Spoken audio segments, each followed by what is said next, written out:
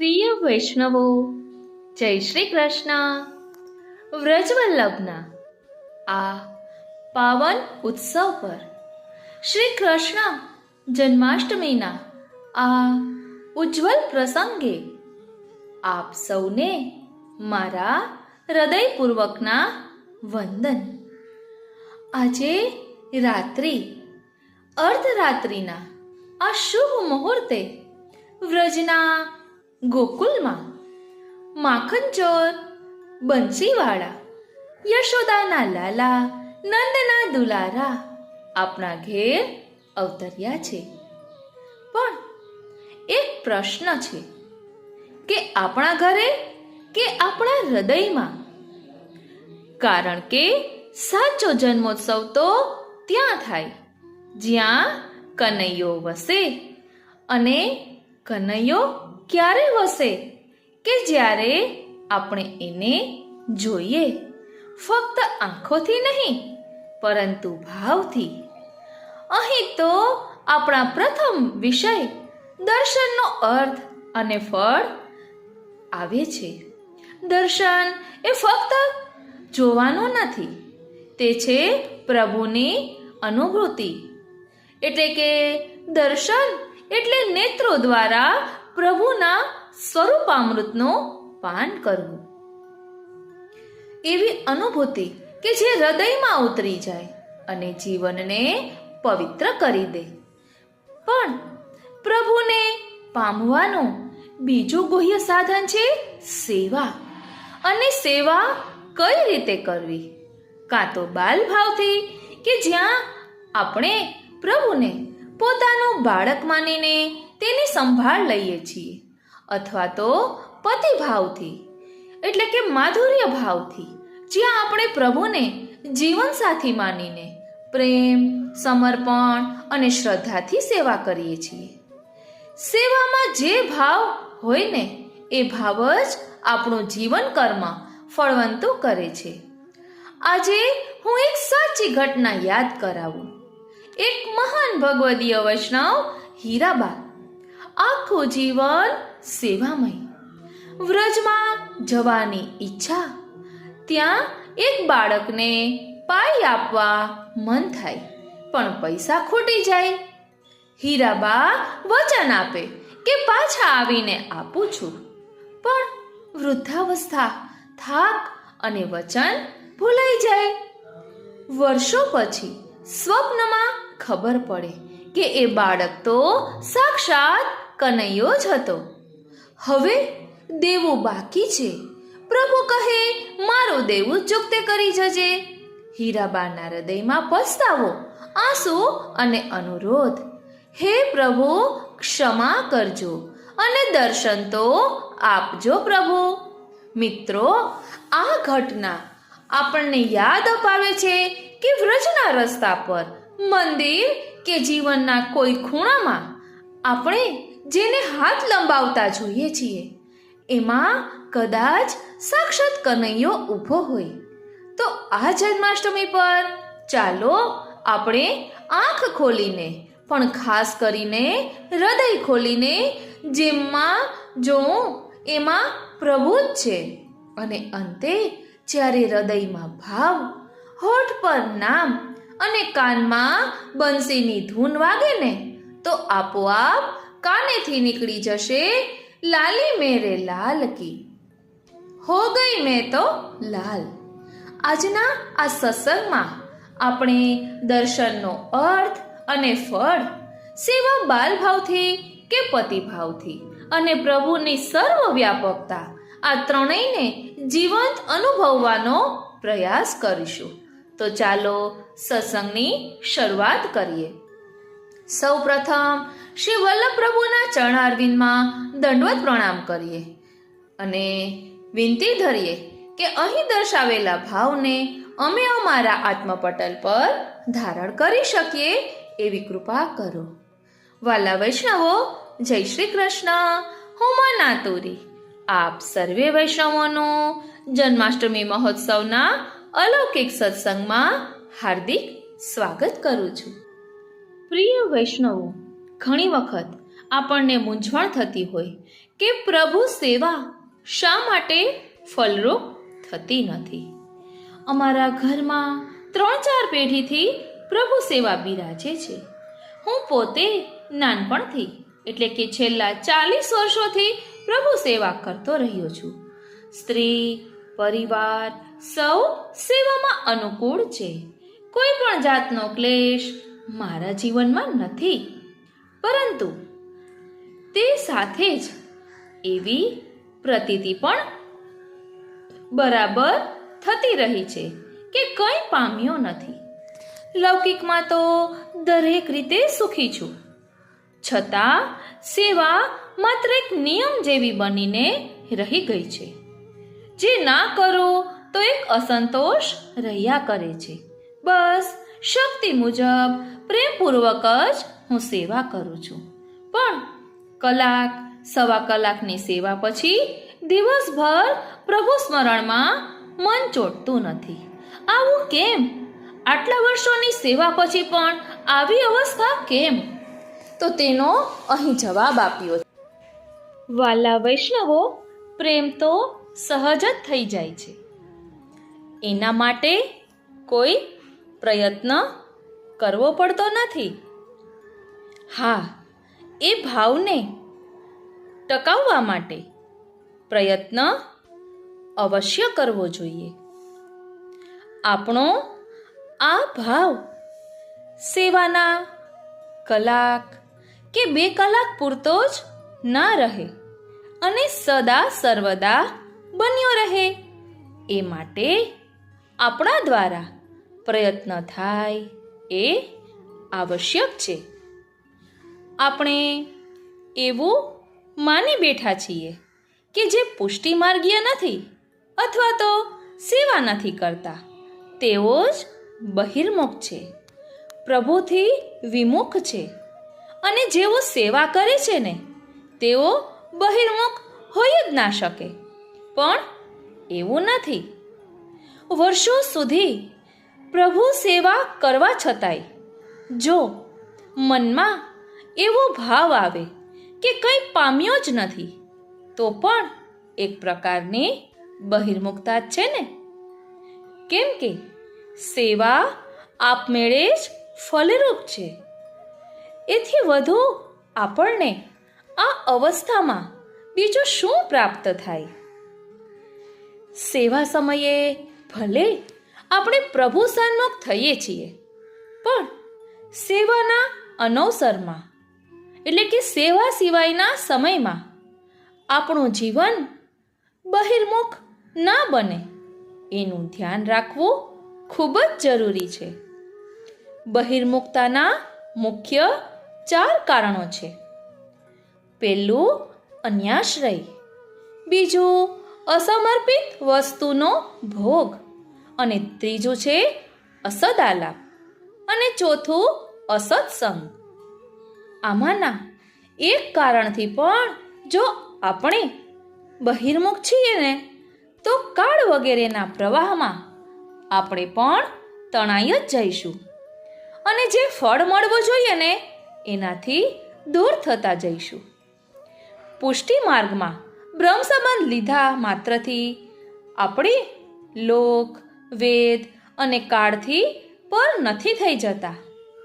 આપણે એમાં રહીને જ સ્વધર્મ એટલે કે પ્રભુ સેવાનું પાલન કરવાનું છે. લૌકિકમાં રહેવા છતાંય અલૌકિક નિભાવવાનું છે. અને આ જ આપણી પરીક્ષા પણ છે કે આપણા માટે આલોક અધિક છે કે પ્રભુ. જ્યારે આલોક અને પરલોક બધું પ્રભુનું થઈ જશે, બધું પ્રભુમય બની જશે, ત્યારે એક ક્ષણની સેવા પણ પૂરતી હશે. એ કહેવાનો સમય નહીં આવે કે 40 વર્ષની સેવા પછી પણ ફળ ના મળ્યું. ફળ શું છે? આજે આપણે મેળવી રહ્યા છીએ એ તો ફળ છે. સત્સંગને પણ ફળરૂપ કહ્યું છે. પ્રેમ ત્યાગ વાંછે છે. કોઈકના પ્રેમનો ને વશ થઈને લોકો ઘર, પરિવાર બધું છોડી દે છે અને પ્રભુ માટે આપણે આપણા સંસારનો કયો ભાગ તજ્યો છે એના પર વિચાર કરતા રહીએ. આપણે એવું ઈચ્છતા હોઈએ કે આપણો સંસાર પણ બન્યો રહે અને પ્રભુ પ્રાપ્તિ, પ્રભુની પ્રેમની પ્રાપ્તિ પણ થઈ જાય, તો એવું થવું અશક્ય છે. ન લૌકિક પ્રભુ કૃષ્ણો મનુતે નૈવ લૌકિકમ. આપણા પ્રભુ લૌકિક નથી. લોકમાં ડૂબેલા આપણા હૃદયમાં તેઓ કદી પણ નહીં પધારે. હા, જ્યારે આપણો સંસાર પ્રભુ સાથે જોડાઈ જશે કે એ મારા છે, હું એમનો દાસ છું, આપણું સર્વ કંઈ એ જ છે, ત્યારે કંઈક આવીને ભાવ આપણા હૃદયમાં સ્થિર થઈ શકશે. એની પહેલાં નહીં. એટલે આ ઘર મારું છે એમ ન કહેતા, આ મારા ઠાકોરજીનું ઘર છે એવો ભાવ આવશે. અને આ મારા ઘરના સભ્યો છે એવું ના વિચારતા, આ બધા મારા પ્રભુના વહાલા વૈષ્ણવો છે એવો ભાવ આવશે ને, ત્યારે આપનો સંસાર પણ અલૌકિક બની જશે. બસ દ્રષ્ટિ બદલવાની જ વાત છે.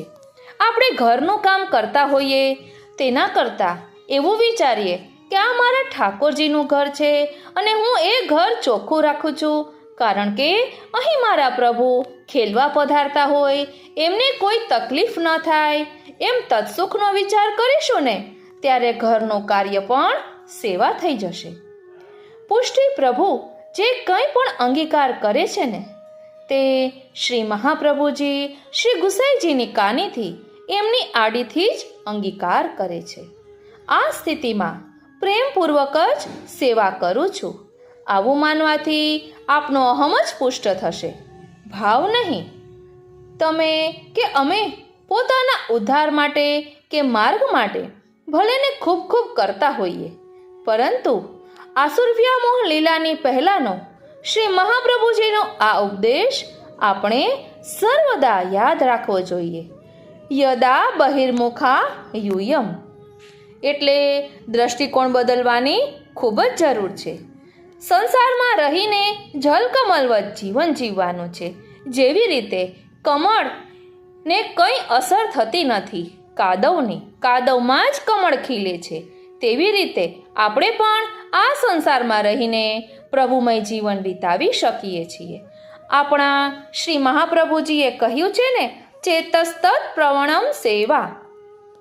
એટલે ચિત્તનું પ્રભુમાં પરોવાવું, તેનું જ નામ તો સેવા છે. તો શું આપણું ચિત્ત પ્રભુમાં છે કે નહીં, તે આત્મચિંતન કરવું ખૂબ જ જરૂરી છે. અને એ આત્મચિંતન આપણે કરતા રહેવાનું છે. વાલા વૈષ્ણવો, આપણા પુષ્ટિ માર્ગ એ ભાવનાનો માર્ગ છે. તેમાં આપણે ઠાકોરજીને ખીલોનાથી ખેલાવીએ ને, તેનો પણ ખૂબ સુંદર ભાવ છે. ફિરકી કે ચકરડી એ તો ચંદ્રાવલીજીનું નૃત્ય છે. કોયલ એ શ્રી સ્વામિનીજીનું ગાન છે. મોટી ગેંદ સોના ચાંદીની એ ચંદ્રાવલીજીના ભાવથી અને વચ્ચેની શ્રી સ્વામિનીજીના ભાવથી આવે છે. હથભંગી સાત્વિક ભક્તરૂપ છે અને દીનતાથી નૃત્ય કરે છે. ઝુંઝુના એ ભક્તોના હાથના આભૂષણ છે. હાથી, ઘોડા, વાઘ, સિંહ, હરણ, ખીલોના એ પુષ્ટિ ભક્તો સાથે લીલા કરે છે. અનઅધિકારી જીવો માટે તો આ બધું શોભારૂપ દેખાય છે. શુક, મેના, કબૂતર, કોયલ, બતક શ્રી સ્વામિનીજીના નિકુંજના પક્ષી છે. સંકેત કરનારા પક્ષી છે, જે ઉદ્દીપન ભાવરૂપ છે. જ્યારે જલના જીવ એટલે કે માછલી, કાચબો, હંસ, મગર, બગલા, સારસ એમને જોઈને જલવિહારનો રસ ઉત્પન્ન થાય છે.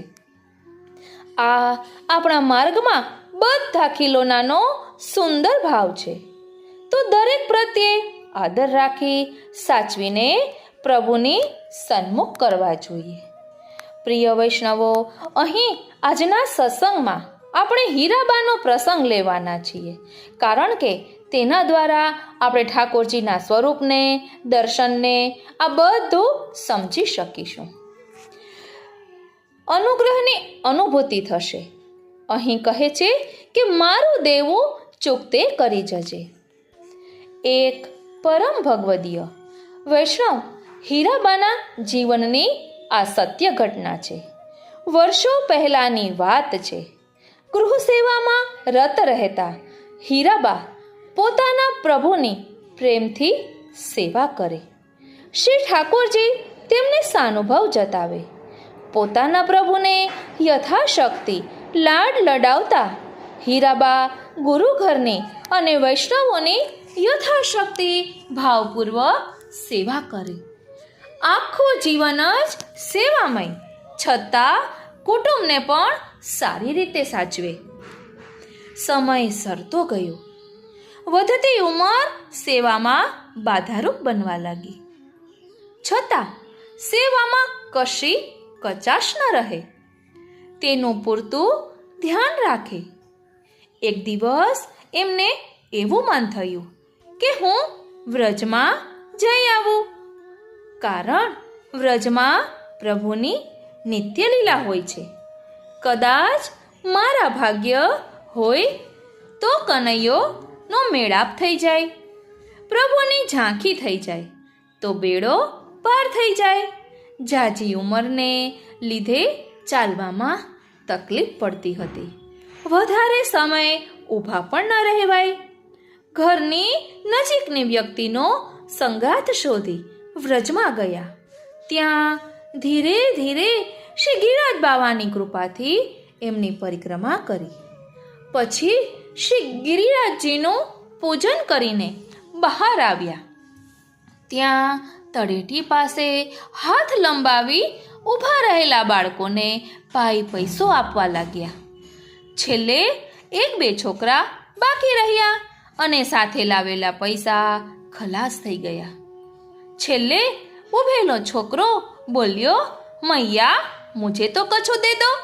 બેટા, હવે મારી પાસે તો કાંઈ જ રહ્યું નથી, પણ મુકામ પર જઈને લઈ આવીને આપીશ હો. આમ કહીને હીરાબા ઉતારા પર આવ્યા. વૃદ્ધાવસ્થાને કારણે ઝટ પાછા જવાય તેમ ન હતું. કોઈના સહારે જવાય. તેથી ઘેર જઈને પાછા આવવાની વાત વિસરી ગયા. સમય સરતો ગયો. હીરાબાના સ્મૃતિપટ ઉપરથી આ વાત ભૂંસાઈ ગઈ. કશું યાદ ન રહ્યું.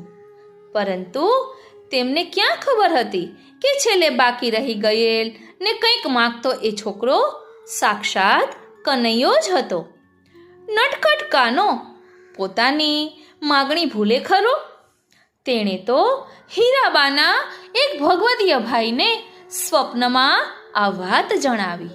તારી બેનનું દેવું બાકી રહ્યું છે, એની પાસેથી લઈને મારું દેવું ચૂકતે કરી જજે. તેને જણાવજે કે માગતો હતો તે હું પોતે જ હતો, મને ઓળખી ના શકી. હે, શું વાત કરો છો ભાઈ? આ તો નવાઈ પામી જવાય તેવી વાત છે.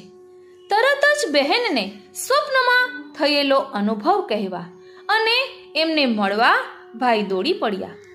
પ્રસંગ હીરાબાને યાદ આવી ગયો. હા, મેં એક છોકરાને કહ્યું હતું કે હું તને ઘરેથી લાવીને પૈસા આપીશ, પણ મારાથી તો ભૂલાઈ ગયું. હીરાબાને પોતાની આ વિસ્મૃતિ બદલ અત્યંત દુઃખ થયું. અરે રે, હું કેટલી કમભાગી કહેવાઉં કે મને કાનો મળવા આવ્યો અને હું તેને ઓળખી ના શકી. વિલાપ કરવા લાગ્યા. તેણે માંગ્યું છતાં હું આપી ન શકી. હે પ્રભુ, અંતિમ સમયે પણ માયાના આવરણ દૂર ન થયા. નક્કી મારી સેવામાં જ કંઈક ખામી રહી ગઈ લાગે છે. ખૂબ પસ્તાવો કર્યો, પણ હવે પસ્તાઈએ શું થાય? બધાએ સમજાવીને માંડ શાંત કર્યા. સ્વસ્થ થયા પછી પોતાના ભાઈને મુઠ્ઠી વાળીને કંઈક આપ્યું. કહે છે, જા ભાઈ, મારું દેવું ચૂકતે કરી આવ. પણ એને કહેજે કે મને ક્ષમા કરી અને મને દર્શન તો આપે જ હો. આવા મહાન ભગવદીઓને નતમસ્તકે વંદન કરીએ અને એને યાદ રાખીએ કે વ્રજમાં જઈએ ત્યારે પૈસા માટે હાથ લંબાવેલ બાળકોમાં એક હાથ કનૈયાનો કોમળ હસ્ત પણ હોઈ શકે. આ સત્સંગમાં કેવો અનેરો આનંદ આવે અને વ્રજની લીલાનો અનુભવ થાય છે ને. પ્રિય વૈષ્ણવો, આજનો સત્સંગ એવો જ અનેરો છે. આપણે ઠાકોરજીના દર્શન કરીએ છીએ. દર્શન એટલે શું? દર્શન એટલે નેત્રો દ્વારા ઠાકોરજીના સ્વરૂપામૃતનો પાન કરવું. શું દર્શન કરતી વખતે આંખો બંધ રાખવી જોઈએ કે ખુલ્લી આંખે દર્શન કરવા જોઈએ? તો તેનો એ જવાબ છે કે આપણે ખુલ્લી આંખે દર્શન કરવા જોઈએ, કારણ કે સાક્ષાત પ્રભુ બિરાજે છે અને આંખો બંધ કરીને ઊભા રહીએ તો ઠાકોરજીના દર્શન થોડી થાય. માટે નેત્રો દ્વારા પ્રભુના સ્વરૂપામૃતનો પાન કરવું અને કેવા દર્શન ફલરૂપ બને છે તેનો સત્સંગ હવે આપણે કરીશું. બોલો શ્રી વલ્લભાધીશ કી જય. વાલા વૈષ્ણવો, આજે આપણે દર્શનના મુખ્ય 3 પ્રકારોનું ભાવ દર્શન કરીશું અને સાથે સાથે નિર્ગુણ પુષ્ટિ ભક્તિ માર્ગમાં શ્રી ઠાકોરજીની સેવા અને ફળનું ભાવ દર્શન કરીશું. નવા વર્ષની શરૂઆત આપણે બધું નવું જાણીને કરીએ અને આપણા જીવનમાં ધારણ કરીએ અને અલૌકિકમાં આગળ વધીએ, એટલે આપણે અલગ અલગ પ્રકારે ભાવ દર્શન કરી રહ્યા છીએ. આપણે દર્શન તો રોજ કરીએ છીએ, પરંતુ શું તેના ભાવને સમજીએ છીએ? સેવા પણ કરીએ છીએ, તો સેવા કઈ રીતે કરવી તે શું આપણે સમજીએ છીએ?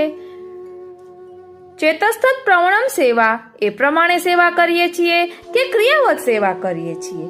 તો ચાલો તેનું ભાવ દર્શન કરીએ અને થતી ભૂલોને દૂર કરીને સુધારવાનો પ્રયાસ કરીએ. દર્શન એટલે નેત્રોથી પ્રભુને પીવું. હવે આપણે અહીં પુસ્તકમાં છે તે જોઈએ. દર્શનના 3 પ્રકાર છે: આધિભૌતિક, આધ્યાત્મિક અને આધિદૈવિક. જે દર્શન આપણી આંખોથી કરીએ અને તેવા સ્વરૂપને અને તેના સ્વરૂપને નિરખીએ તે આધિભૌતિક દર્શન છે. જે દર્શનમાં આપણું મન અને બુદ્ધિનો સંયોગ થાય અને તેના મહાત્મ્યથી દર્શન કરીએ તે આધ્યાત્મિક દર્શન. એટલે કે ઠાકોરજીને જે શ્રૃંગાર ધરાવ્યા હોય તેનો શું ભાવ છે એવું મહાત્મ્ય મનમાં વિચારીને દર્શન કરીએ તે આધ્યાત્મિક દર્શન. અને જે દર્શનમાં આપણું મન, બુદ્ધિ અને હૃદય જોડાય અને હૃદયમાં શ્રી ઠાકોરજીનું સ્વરૂપ બિરાજે તે આધિદૈવિક દર્શન. આપણી શ્રી ઠાકોરજીના દર્શન માટેની આતુરતા છે ખરી? આપણે તો બજારમાં કામ હોય અને વચ્ચે સમય વધતો હોય તો દર્શન કરવા જઈએ શ્રીનાથજી. જો દર્શન કરવા ગયા હોઈએ અને દર્શનનો સમય વધુ લાગે તેમ હોય તો કાલે દર્શન કરીશું એમ નિશ્ચય કરીને જતા રહીએ. કદાચ નસીબ સંજોગે દર્શન થાય તો દર્શન કર્યા પછી કોઈ આપણને પૂછે કે શ્રી ઠાકોરજીએ આજે કયા વાઘા ધારણ કર્યા હતા અને કયા શણગાર તેમને ધરાવવામાં આવ્યા હતા, તો આપણો જવાબ હોય કે મને ખબર નથી, પણ દર્શન કરવા કોણ આવ્યું હતું અને કોણ નહોતું આવ્યું તેની ખબર આપણને રાખીએ છીએ. દર્શન કર્યા પછી મંદિરના ઓટલે બેસી બીજી વ્યક્તિઓની નિંદા કુથલીમાં ભાગ લઈ સૂર પુરાવીએ છીએ. દર્શન માટેની આપણી આતુરતા જ નથી. દર્શન થાય તો ઠીક ને નહીં થાય તો બીજા દિવસે કરીશું. કાયમ દર્શન કરવા તો આવીએ છીએ, એક દિવસ નહીં કરીએ તો શું ખાટું મોડું થઈ જવાનું છે? શ્રી ઠાકોરજી કાયમ તો બિરાજે જ છે આવું આપણે વિચારીએ છીએ, પણ શ્રી ઠાકોરજી પ્રસન્ન કેમ થાય? દર્શન માટેની કેવી આતુરતા હોવી જોઈએ તે આપણને 84-252 વૈષ્ણવોની વાર્તામાં જોવા મળે છે. અત્રે કેટલાક ઉદાહરણો આપવાનો પ્રયાસ કર્યો છે. મોહના ભંગીને રોજ શ્રી ઠાકોરજીના દર્શનનો નિયમ. એક વખત દર્શને આવતા અવેર થઈ મંદિરના દ્વાર બંધ થઈ ગયા. ચવડો વિચાર કરવા લાગ્યો કે મારો કયો અપરાધ થયો કે આજે મને દર્શન ન થયા. હૃદયમાં એટલો બધો વિરતાપ થયો કે તે ભીત સાથે માથું પછાડવા લાગ્યો. શ્રી ઠાકોરજીથી તેની આ વેદના સહન થઈ શકી નહીં. તેથી શ્રીજીએ પોતે નિજ મંદિરમાંથી ઉઠી ભીતમાં બાકોરું પાડ્યું અને ચહુડાને દર્શન આપ્યા. આવો દર્શનનો વિરોધાભાસ આપણામાં છે ખરો? બીજું, પતિ અને પત્ની શ્રીનાથજીના મંદિરમાં દર્શન કરવા આવ્યા. મંદિરમાં દર્શન માટેના કમાડ ખુલ્યા. બંને શારીરિક રીતે અશક્ત હતા. સખત ભીડ. શ્રી ઠાકોરજીના મુખારવિંદના દર્શન કરવા માટે એક પગ ઉપર ઊભા રહ્યા, પણ દર્શન ન થઈ શક્યા. શ્રી ઠાકોરજીએ આ હૃદયની વેદના જોઈ પોતે નિજ મંદિરમાંથી ઉઠીને બંનેને તેઓ જ્યાં ઊભા હતા ત્યાં દર્શન આપ્યા. તેઓનું હૃદય ગદગદિત થઈ ગયું. ત્રીજું, ગજંધાવનને અકાજીએ પાન લેવા મોકલ્યું. આજ્ઞા માથે ચડાવીને ગુરુના કાર્ય માટે જાય તો ધર્મ રહે અને શ્રી ઠાકોરજી પણ પ્રસન્ન રહે. તેથી ગજંધાવન ગયા અને શ્રી નવનીત પ્રિયાજીએ પણ તેમને રોક્યા નહીં. બહાર નીકળતા જ તેમને વિરહ જ્વર એવો ચડ્યો કે એક દુકાન પર પડી રહ્યા. કારણ કે વ્યસન અવસ્થા થઈ ચૂકી છે. બીજાથી બધો દેહ સમન છૂટી ગયો. ફક્ત શ્રી આચાર્યજી અને કોઈ ભગવદીય સાથે ભાવમાં મગ્ન છે. તેની સાથે બોલતા અહીં શ્રી આચાર્યજીએ શ્રી નવનીત પ્રિયાજીને રાજભોગ ધર્યો, પણ તેઓએ આરોગ્ય નહીં. શ્રી ઠાકોરજીએ કહ્યું કે મારો ગજંધાવન ક્યાં છે? તેના વગર હું રાજભોગ નહીં આરોગું. તપાસ કરવામાં આવી તો અકાજીએ કહ્યું કે મેં પાન લેવા મોકલેલા છે. બોલાવા સેવક મોકલ્યો. ગજંધાવનને કાનમાં સમાચાર કહ્યા. તુરત જ તે બેઠા થઈ ગયા અને મંદિરે આવ્યા. શ્રી ઠાકોરજી સન્મુખ થયા ત્યારે તેઓએ રાજભોગ આરોગ્યા. ચોથું, કુંભનદાસીના દીકરાનું અવસાન થયું. આ સમાચાર સાંભળી તેઓ બેભાન થયા. બીજા વૈષ્ણવોએ આ ખબર જાણી તેઓ ચર્ચા કરવા લાગ્યા કે આવા ભગવદીઓને પણ પુત્રનો શોક નડે છે તો આપણા જેવાને થાય એમાં શી નવાય. ગોસ્વામી બાલકને એટલે કે શ્રી ગુસાઈજીને ખબર આપવામાં આવી. તેઓ સ્થળ પર આવ્યા. તેઓએ વૈષ્ણવોને કહ્યું કે તેઓ દીકરાના અવસાનના આઘાતથી બેભાન થયા નથી, પણ તેને શ્રી ઠાકોરજીના દર્શનમાં સૂતક નડ્યું હોવાથી આવતીકાલથી દર્શન થશે નહીં તેના વિરહથી બેભાન થઈ પડ્યા છે. તેઓ કુંભનદાસજીની પાસે આવ્યા અને કહ્યું, કુંભનદાસ ઉઠો, ઘેર જઈ બધી લૌકિક ક્રિયાથી પરવારી સ્નાન કરો. આવતીકાલે સવારે તમને શ્રી ઠાકોરજીના મંગળાના દર્શન કરાવીશ. અને તેમને દર્શન કરાવ્યા. આવો દર્શનનો મહિમા છે. શ્રી મહાપ્રભુજીનું અલૌકિક સામર્થ્ય જોઈએ તો એક પક્ષીની માનવ વાણી સાંભળીને કૃષ્ણદાસને બહુ જ આશ્ચર્ય થયું અને દિલાસો આપતા પક્ષીને કહ્યું, ભાઈ, હું કોઈ મોટો ભગવત ભક્ત નથી. હું જઈને તારી વાત શ્રી વલ્લભ પ્રભુને પહોંચાડીશ અને તેઓ જેમ આજ્ઞા કરશે તેમ કરીશ. ખાખરાના પાનની સુંદર પાતર શ્રી વલ્લભના ચરણમાં ધરીને શ્રી કૃષ્ણદાસે પક્ષીની વિગત કહી સંભળાવી. તેથી શ્રી વલ્લભે આજ્ઞા કરી, કૃષ્ણદાસ પંપા સરોવરના પવિત્ર જલથી મારા ચરણારવિંદ ધોઈને તેનું ચરણોદક તે પક્ષી પર છાંટશો ને તો તેના અપરાધની નિવૃત્તિ થશે અને તેનો મોક્ષ થઈ જશે. આપ શ્રીની આજ્ઞા મુજબ વનમાં જઈને ચરણોદક પક્ષી પર છાંટતા જ તેના પ્રાણ નીકળી ગયા અને તેનો મોક્ષ થઈ ગયો.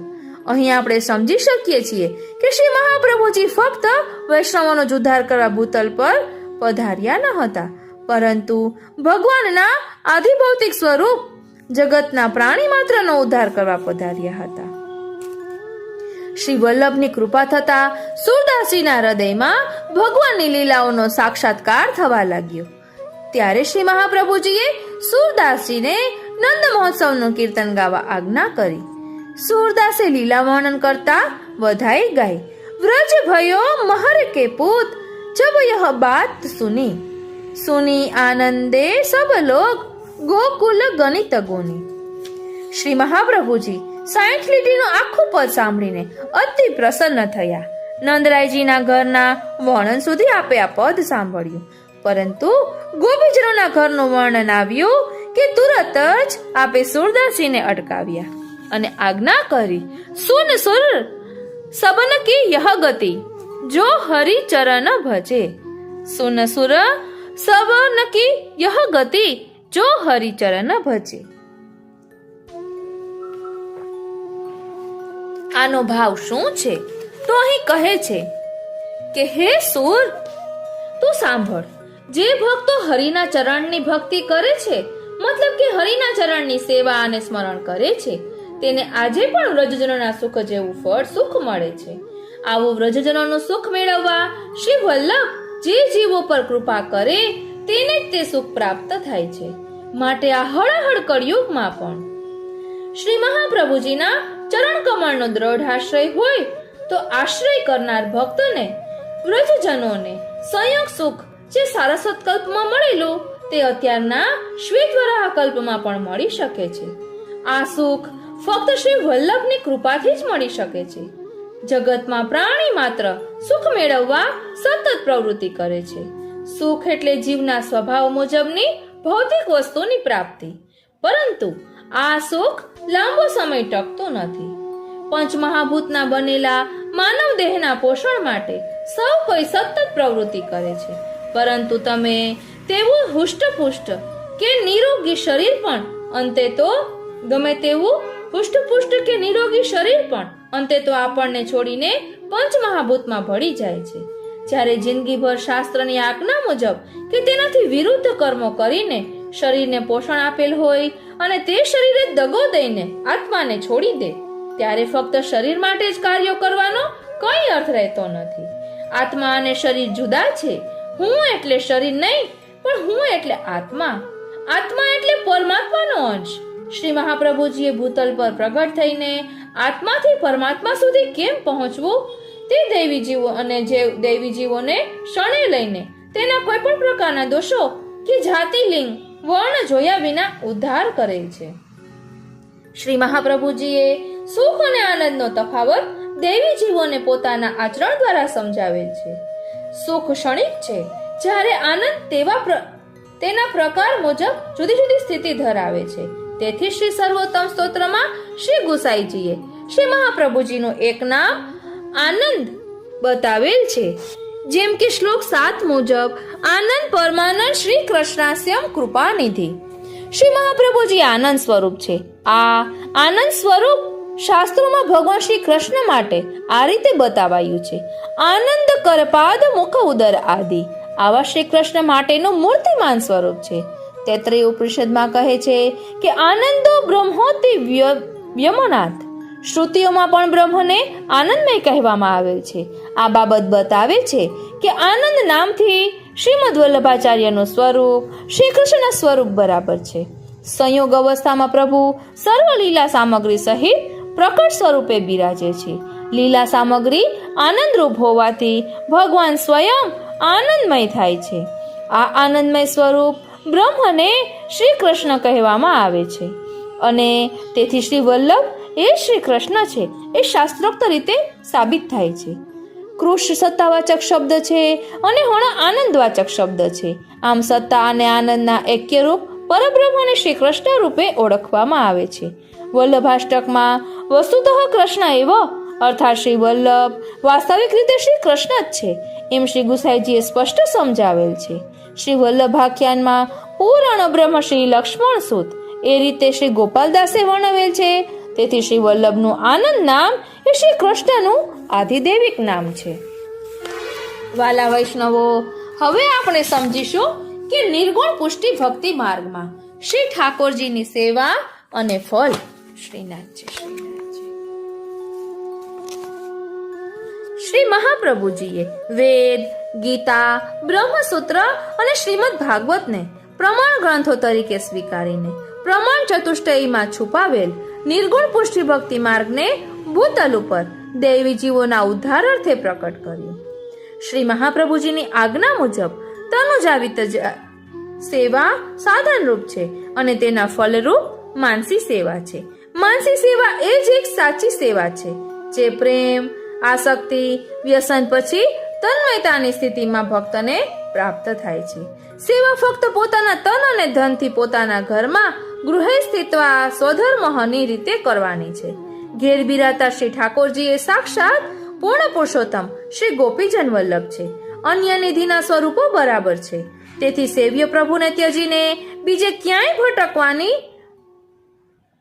વલ્લભી વૈષ્ણવને જરૂર હોતી નથી.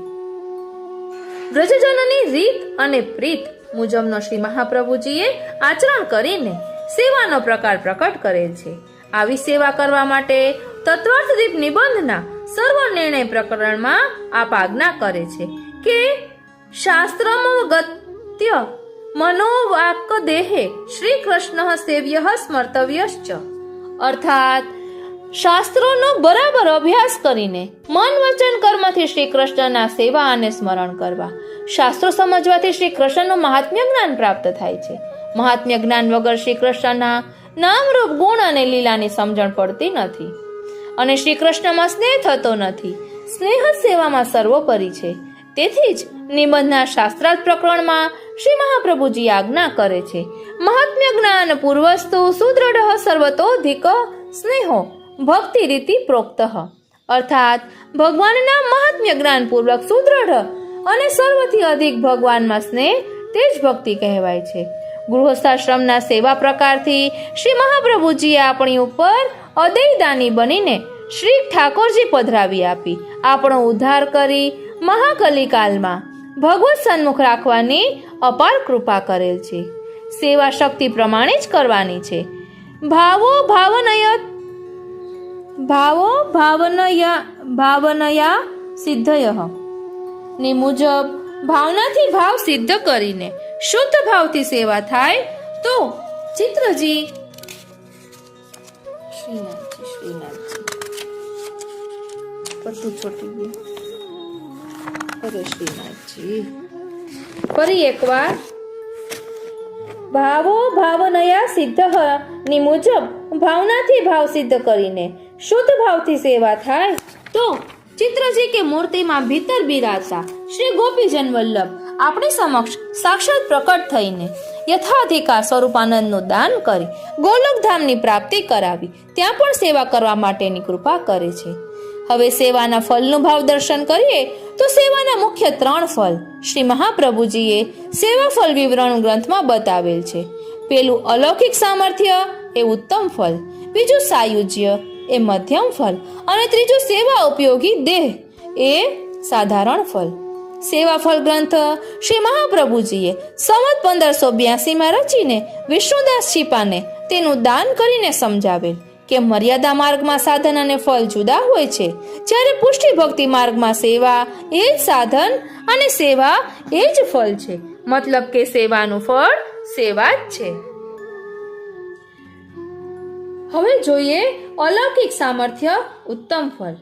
પુષ્ટિ જીવ ભગવત સેવા કથામાં તન્મય બને છે અને તેની તમામ ઇન્દ્રિયો ભગવતમય બની જતા તેનામાં ભગવાનના અલૌકિક ધર્મનો આવિર્ભાવ થાય છે. તેને અલૌકિક સામર્થ્ય એટલે કે તનુનવત્વ પ્રાપ્ત થતા આ દેહથી આ ભૂતલ ઉપર શ્રી કૃષ્ણના સ્વરૂપાનંદનું દાન પ્રાપ્ત થાય છે. દેહ પડ્યા પછી અલૌકિક દેહ ધારણ કરી જીવ ભગવાનની નિત્ય લીલામાં પ્રવેશ કરે છે અને ભગવાનની અલૌકિક લીલાઓનો રસાનુભવ પ્રાપ્ત કરે છે. ભૂતલ પર તેમજ નિત્ય લીલામાં ભગવત સ્વરૂપાનંદનો અનુભવ એ જ અલૌકિક સામર્થ્ય. બીજું સાયુજ્ય મધ્યમ ફળ. સાયુજ્ય એટલે ભગવત સ્વરૂપમાં લીન થઈ જવું. જ્ઞાન માર્ગીય મોક્ષ મુક્તિની ઈચ્છા વાળાઓનો અક્ષર બ્રહ્મમાં લય થઈ જાય છે, એને જુદું અસ્તિત્વ રહેતું નથી. આ મર્યાદા માર્ગીય સાયુજ્ય છે. પુષ્ટિ માર્ગીય સાયુજ્યમાં તો પુષ્ટિ જીવનો પૂર્ણ પુરુષોત્તમના શ્રી અંગમાં લય થાય છે. કેટલાક પુષ્ટિ જીવનો શ્રી ઠાકોરજીના કેશ કૌસ્તુભ મણી તથા ચરણ કમલમાં લય થાય છે. આવા જીવોનો ભગવાનના સ્વરૂપાનંદનો સદા અનુભવ થતો નથી, પરંતુ ક્યારેક સ્વરૂપાનંદનો અનુભવ કરાવવા નિજેચ્છાથી શ્રી અંગમાંથી જીવોને પુનઃ પ્રકટ કરે છે અને રસદાન કરાવીને પાછા પોતાના શ્રી અંગમાં લય કરી દે છે. સારસ્વત કલ્પમાં અંતઃગૃહગત આ ગોપીજનોને આવું સાયુજ્ય પ્રાપ્ત થયું હતું. ત્રીજું છે સેવા ઉપયોગી દેહ સાધારણ ફળ. ભૂતલ પરના ભૌતિક દેહ ત્યાગ પછી આવા પુષ્ટિ જીવો ભગવત કૃપાથી નિત્ય લીલામાં પશુ પક્ષી, લતા ગુલ્મ, વૃક્ષ જલચર, તૃણ વગેરે સ્વરૂપ ધારણ કરીને પરોક્ષ સેવા કરવાનો આનંદ પ્રાપ્ત કરે છે. યથાધિકાર શ્રી ઠાકોરજીના દર્શન તથા પરોક્ષ સેવાનું સુખ પ્રાપ્ત થાય છે. પક્ષી સ્વરૂપે મધુર સ્વરથી યુગલ સ્વરૂપને જગાડવા, મયુર સ્વરૂપે નૃત્ય કરી પ્રિય પ્રીતમનું મનોરંજન કરવું, પશુ સ્વરૂપે દૂધનું પાન કરાવવું, વૃક્ષ સ્વરૂપે છાયા કરવી, પક્ષી રૂપ એટલે મુનિ રૂપ બનીને નાદામૃતનું પાન કરાવવું વગેરે પરોક્ષ સેવાનું સુખ પ્રાપ્ત થાય છે. તેથી શ્રી મહાપ્રભુજીની ચતુશ્લોકી ગ્રંથમાં આજ્ઞા છે કે સર્વદા સર્વભાવેન ભજનીયો વ્રજાધિપ સ્વસ્યમેવ ધર્મો હિ નાન્ય ક્વાપી કદાચન. શરણાગત પુષ્ટિ જીવનું એક જ કર્તવ્ય છે કે હંમેશા સર્વાત્મ ભાવે વ્રજના અધિપતિ એટલે કે 11 વર્ષ અને 52 દિવસના ધર્મી સ્વરૂપ શ્રી કૃષ્ણની સેવા કરવી આ એકમાત્ર જીવનો ધર્મ છે. બીજો કોઈ ક્યારેય કદી પણ ધર્મ નથી. સેવા અને સ્મરણ બંનેની જરૂર છે. સંયોગમાં સેવા અને અનોસરમાં ગોપીજનોની પેઠે સ્મરણ કરતા રહેવું તેવી શ્રી મહાપ્રભુજીની આજ્ઞા છે. તેથી ચતુશ્લોકીમાં આજ્ઞા કરે છે કે અતઃ સર્વાત્મના શશ્વત ગોકુલેશ્વર પાદયો સ્મરણમ ભજનમ ચાપી ન ત્યાજ્યમિતિ મે મતિ. પુષ્ટિ જીવે શ્રી ગોપીજન વલ્લભના સેવા અને સ્મરણનો કદી ત્યાગ કરવો નહીં. વાલા વૈષ્ણવો, સેવ્ય સ્વરૂપ જ આપણું સર્વસ્વ છે. કઈ રીતે? તો કહે છે કે બ્રહ્મ સમાજની દીક્ષા પછી વૈષ્ણવ શ્રી ઠાકોરજીના પુષ્ટ સ્વરૂપની સેવા કરવા માટે લાયક બને છે. ગોસ્વામી બાલક વૈષ્ણવના ભાવ મુજબના ચિત્રજી કે લાલનના સ્વરૂપને પુષ્ટ કરી આપે પછી તેમાં સાક્ષાત પૂર્ણ પુરુષોત્તમ શ્રી ગોપીજન વલ્લભ 11 વર્ષ અને 52 દિવસનાનો આવિર્ભાવ થાય છે. તે કદી પણ તિરોહિત થતો નથી. વૈષ્ણવનું ઘર એટલે વ્રજ અને જે સ્થળે સેવા થાય તે ગોકુલનું નંદાલય અથવા વ્રજજનની નિકુંજ. આપણે વ્રજજનની નિકુંજના ભાવથી સેવા કરીએ છીએ. ઘેર પુષ્ટ સેવા બિરાજે પછી વૈષ્ણવે બીજે ક્યાંય ભટકવાની જરૂર નથી. કારણ કે અદૈય દાન એવું શ્રી મહાપ્રભુજીએ શ્રી ઠાકોરજી તથા તેમની સેવા કરવાનું દાન વૈષ્ણવને કરેલ છે. સેવ્ય સ્વરૂપમાં બધા તીર્થો, 7 સ્વરૂપો અને તમામ સૃષ્ટિનો સમાવેશ થાય છે. તેથી અનન્ય આશ્રય રાખીને બીજા બધા સાધનો ત્યજી સેવ્ય સ્વરૂપને જ પોતાનું સર્વસ્વ માનીને તેની સેવા કરવા શ્રી મહાપ્રભુજીએ આજ્ઞા કરેલ છે. 84 વૈષ્ણવોમાંના શ્રી પ્રભુદાસ ભાટ વૃદ્ધ થયા અને આખરી સ્થિતિએ પહોંચ્યા ત્યારે તેના કુટુંબીઓ જ્ઞાતિના રિવાજ મુજબ નજીકના પૃથોદક નામના તીર્થ સ્થાનમાં લઈ ગયા. સૌને એવી માન્યતા હતી કે તીર્થમાં દેહ પડે તો જીવની સદગતિ થાય. પ્રભુદાસને ભાન ન હતું, પણ પૃથોદક ગયા પછી ભાન આવ્યું અને સૌને કહ્યું, મારો દેહ અહીં નહીં પડે, પણ મારા સેવ્ય સ્વરૂપ શ્રી ઠાકોરજીના ચરણારવિંદમાં દેહ છૂટશે.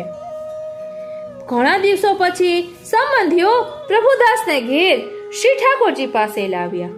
પ્રભુદાસે શ્રી ઠાકોરજીને વિનંતી કરીને કહ્યું, પ્રભુ, આપ જ મારું સર્વસ્વ છો, છતાં આ લોકો આપનો આશ્રય છોડાવીને તીર્થના આશ્રયે લઈ ગયા. પણ આપ કૃપાળુ પ્રભુએ મને તેમાંથી છોડાવ્યો અને હું આપને શરણે પાછો આવી ગયો. શ્રી ઠાકોરજીને દંડવત પ્રણામ કરી મંદિરની બહાર આવતા જ પ્રભુદાસનો દેહ છૂટી ગયો. શ્રી ગિરધરજીએ 7 સ્વરૂપો સાથે શ્રીનાથજીને અન્નકૂટ આરોગાવવાનો ઉત્સવ કર્યો. ત્યારે શ્રી ગોપીનાથજીના બેટીજી શ્રી સત્યભામાજી પોતાની માથે બિરાતા સેવ્ય સ્વરૂપને રાજભોગ ધરી સેવા છોડીને શ્રીનાથજીના મંદિરે અન્નકૂટના દર્શને જતા હતા. ત્યારે રસ્તામાં શ્રી ગુસાઈજીએ કહ્યું, તારે ઘેર કોણ બિરાજે છે? સત્યભામાજી ઘેર પાછા આવ્યા અને ટેરો ખોલીને જોયું તો પોતાના સેવ્ય સ્વરૂપ સાથે શ્રીનાથજી અને 7 સ્વરૂપો રાજભોગ આરોગી રહ્યા છે. વારી જાઉં, બલિહારી જાઉં અને શું કરી જાઉં. આ દર્શન પછી સત્યભામાજી પોતાના સેવ્ય સ્વરૂપને જ સર્વસ્વ માનીને સેવા કરવા લાગ્યા. વાલા વૈષ્ણવો, પ્રભુ તત્સુખી દિવ્ય પ્રેમી ભક્તોને આધીન છે. ધ્યાન આપજો, પ્રભુ તત્સુખી દિવ્ય પ્રેમી ભક્તોને આધીન છે. રસિક શિરોમણી શ્રી ગોપીજન વલ્લભ તત્સુખની દિવ્ય પ્રેમી ભક્તો માટે કહે છે, હું ભક્તોમાં છું અને ભક્તો મારામાં છે. આવી અભેદતા વિપ્રયોગાત્મક વિલાસમાં રહેલી છે. પુષ્ટિ માર્ગ એટલે પ્રેમ માર્ગ, જેમાં પ્રેમ આપવાનો જ હોય છે, અપેક્ષા કશી હોતી નથી.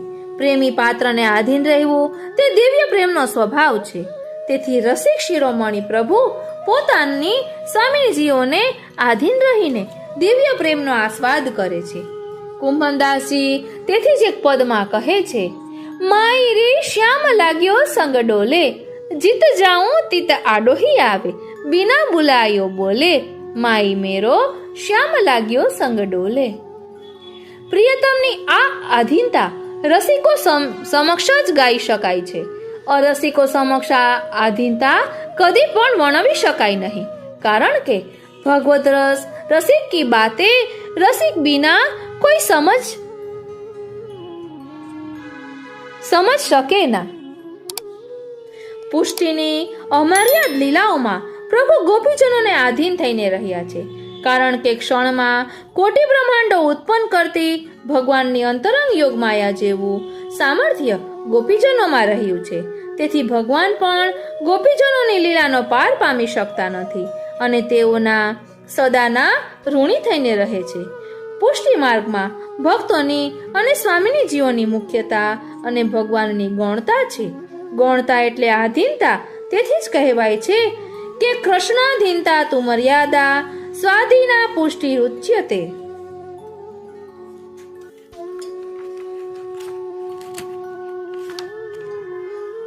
વાલા વૈષ્ણવો, પુષ્ટિ માર્ગની કેવી વિલક્ષણતા છે. પુષ્ટિ માર્ગીય ભક્તિનું સ્વરૂપ શું છે? તો અહીં કહે છે કે કૃષ્ણ સેવા સદા કાર્ય એ પુષ્ટિ માર્ગનો જીવન મંત્ર છે, પુષ્ટિ માર્ગનું હાર્દ છે. પરંતુ શ્રી મહાપ્રભુજીએ આજ્ઞા કરી છે તે પ્રમાણે કૃષ્ણ સેવાની પહેલી શરત કે શાસ્ત્રમ અવગત્ય મનોવાગ દેહે કૃષ્ણ સેવ્યા. કૃષ્ણ સેવા મન, વચન અને દેહથી ગંભીરતાપૂર્વક સમજ્યા પછી જ કૃષ્ણની સેવા કરવી એ પુષ્ટિ જીવનું એકમાત્ર કર્તવ્ય છે. પુષ્ટિ માર્ગમાં સેવા, શરણાગતિ અને સમર્પણ એ પુષ્ટિ માર્ગના મુખ્ય 3 અંગો છે. શ્રી મહાપ્રભુજીએ સેવાને ભક્તિના પર્યાય તરીકે સ્વીકાર્યું છે. તો પ્રશ્ન એ થાય કે ભક્તિ અને સેવા એક જ છે કે જુદા? ભક્તિ એટલે શું? તો કહે છે, નારદ ભક્તિના આધારે શ્રી મહાપ્રભુજીએ ભક્તિની વ્યાખ્યા આપતા જણાવ્યું કે મહાત્મ્ય જ્ઞાન પૂર્વક પ્રભુમાં સર્વથી અધિક અને સુદ્રઢ સ્નેહ એટલે ભક્તિ. ભક્તિની આ વ્યાખ્યામાં 3 બાબતો મહત્વની છે. ભક્તિ જેની કરવી છે તે પ્રભુનું મહાત્મ્ય જ્ઞાન, ભક્તિનું સ્વરૂપ, ભક્તિ જે કરે છે તે જીવનું સ્વરૂપ. શ્રી મહાપ્રભુજી આ વ્યાખ્યામાં સર્વશાસ્ત્રોનો સાર આપી દીધો છે, કારણ કે ભગવાન પ્રત્યેનો સ્નેહ અને મહાત્મ્ય જ્ઞાન મળીને ભક્તિ બને છે. મહાત્મ્ય જ્ઞાન એટલે ભગવાનનું સ્વરૂપ, ભગવાનની લીલાઓ અને ભગવાનના ગુણોનું ગુણાનુવાદ. પ્રભુના મહાત્મ્ય જ્ઞાનથી પ્રભુમાં સ્નેહ વધે અને પ્રભુની શરણાગતિની ભાવના અને સર્વસ્વનું સમર્પણની સાર્થકતા વધે. ભક્તિ અને સેવા. સામાન્ય રીતે શાસ્ત્રોમાં પ્રભુમાં પ્રેમ વધારવા માટે ભક્તિનો ઉલ્લેખ છે, જ્યારે શ્રી મહાપ્રભુજીએ પૂજાને બદલે સેવાની આજ્ઞા કરી છે. પુષ્ટિ માર્ગમાં પ્રભુ પ્રત્યેનો પ્રેમ એ જ કેન્દ્ર સ્થાને છે, જે તેને મર્યાદા ભક્તિથી જુદો પાડે છે. મર્યાદા ભક્ત સકામ છે, જેનું લક્ષ્ય મોક્ષ પ્રાપ્તિ છે. પુષ્ટિ માર્ગીય ભક્તિ નિષ્કામ છે, જેનું પરમ ફળ ભગવત પ્રાપ્તિ છે. આમ ભક્તિ એ કોઈ ક્રિયા નથી. મંદિરે જવું, મનોરથ કરવા, કથા માળા કરવી એ જ ભક્તિ નથી. ભક્તિમાં, સેવામાં આપણી પ્રત્યેક ઇન્દ્રિયને ભગવત સુખાર્થે જ પ્રયોજવી જોઈએ. આપણી ભક્તિ એ લુખી રોટલી જેવી છે, તેમાં ઘી અને પૂરણની કમી છે. ભક્તિમાં સ્નેહનું પૂરણ અને નિષ્કામ ભાવનું ઘી ઉમેરાય તો એ બ્રહ્મલક્ષણા ભક્તિ બને છે. જ્યારે સ્નેહ સેવામાં પરિણમે ત્યારે તે ભક્તિનું સ્વરૂપ ધારણ કરે છે. પ્રભુ પ્રત્યે પ્રેમની અભિવ્યક્તિ એટલે મન અને ભક્તિ. Devotion is a spontaneous emotional flow of powerful feeling towards God. બીજી રીતે ભક્તિ એટલે મન અને બુદ્ધિ પરમાત્માને અર્પણ કરતા પ્રભુના થઈ જવું એટલે સાચી ભક્તિ. દરેક માણસમાં પ્રેમ, સ્નેહ મૂળભૂત અને સહજ છે. પ્રેમ એ હૃદયની લાગણી છે. શ્રી મહાપ્રભુજી કહે છે, હૃદયમાં ભક્તિનું આરોપણ બહારથી થતું નથી. હૃદયમાં ભક્તિનો બીજ ભાવ દ્રઢ થયેલો હોય તો તે અંકુરિત, પલ્લવિત, પરણિત, પુષ્પિત અને ફલિત થાય છે. પ્રેમ એ જ ભક્તિનું સાચું સ્વરૂપ છે. તેથી તો શ્રી હરિરાય મહાપ્રભુજી કહે છે, પ્રેમ હરિ કા રૂપ હૈ જો હરિ પ્રેમ સ્વરૂપ. પ્રેમ હરિ કા રૂપ હૈ જો હરિ પ્રેમ સ્વરૂપ. એક જો બહને લગે જો સૂરજ और धूप. પુષ્ટિ માર્ગમાં ભક્તિને સેવાના પર્યાય તરીકે એટલા માટે સ્વીકારવામાં આવે છે કે સેવા દ્વારા જીવ પોતાનો પ્રેમ, સ્નેહ પ્રભુમાં વ્યક્ત કરે છે, જેનાથી ઠાકોરજીને સુખ થાય. સેવા કરતી વખતે હું કરતા નથી, પ્રભુનો કેવળ દાસ છું. પ્રભુ મારા પર કૃપા કરી જેટલી સેવા કરાવે એ માટે હું નિમિત્ત માત્ર છું. સેવા કરતી વખતે નિરંતર મન વાણી ક્રિયાથી માત્ર પ્રભુના જ સુખનો જ વિચાર એ જ જીવની દીનતા અને નિસાધનતા છે. પુષ્ટિ માર્ગમાં શરણાગતિ અને સમર્પણ એ બે મૂળ તત્વો છે. પ્રભુની બિનશરતી શરણાગતિ દ્વારા જીવ પોતાના અહમનો ત્યાગ કરી માત્ર પ્રભુનો જ દ્રઢાશ્રય કરે છે. આનાથી અંતઃકરણ શુદ્ધ બને છે, મનમાં શાંતિ થાય છે, ચિત્તમાં સ્ફૂર્ત રહે છે. બ્રહ્મ સંબંધની દીક્ષા દ્વારા જીવ પોતાનું સર્વ પ્રભુને સમર્પણ કરે છે. જીવ પ્રભુનું દાસત્વ સ્વીકારી ભક્તિના બીજ ભાવને દ્રઢ કરીને શ્રવણ, કીર્તન, સ્મરણ, વંદન, અર્ચન અને પાદ સેવન દ્વારા પોતાના સ્નેહનો પ્રભુ પર અભિષેક કરે છે. આમ શ્રી મહાપ્રભુજી એ ભક્તિના બદલે ભક્તિને પર્યાય તરીકે સ્વીકારી. અને સેવા બાલભાવથી કરવી કે પતિભાવથી, આવા પ્રશ્ન આપણા મનમાં થતા હોય છે. તો શ્રી મહાપ્રભુજીએ તેનો સચોટ જવાબ આપ્યો છે અને એટલું સુંદર સમજાવ્યું છે. આપણે વલ્લભકુલના બાળકોના વચનામૃતના સંકલનમાંથી લઈ રહ્યા છીએ. તેમાં સમજાવ્યું છે કે જ્યાં સુધી આવા મનમાં પ્રશ્ન થતા હોય ત્યાં સુધી હજી આપણામાં ભક્તિભાવ પ્રગટ થયો નથી. ત્યારે જ આપણામાં આવા પ્રશ્ન થાય છે. આપણે નિરુપાધિક ભાવે, નિષ્કામ ભાવે સેવા કરીશું તો પ્રભુ પોતાની રીતે કૃપા કરશે અને આપણામાં ભાવની વૃદ્ધિ થશે અને આપણામાં અંકુરો ભક્તિના સ્ફુરશે. તો ચાલો ખૂબ વિસ્તારથી અહીં સંગીત વિશે સમજાવીને, વ્રજ ભક્તોના વિશે સમજાવીને કયો ભાવ ઠાકોરજીની સેવામાં આપણને થાય છે તે વિશે ખૂબ જ ખુલાસા સાથે સમજાવ્યું છે. અને ખૂબ જ ધ્યાનથી શ્રવણ કરશો તો આપને આ સમજાશે. વાલા વૈષ્ણવો, જય શ્રી કૃષ્ણ. આજે આપણે સેવા બાલભાવથી કરવી કે પતિભાવથી તેના વિશે થોડુંક સમજીશું. વલ્લભકુલના બાળકોના વચનામૃત હોય તેમાં વૈષ્ણવોએ પ્રશ્ન કર્યો હોય તેમાંથી આપણે લઈ રહ્યા છીએ. અહીં પ્રશ્ન કર્યો છે કે સેવા બાલભાવથી કરવી કે પતિભાવથી.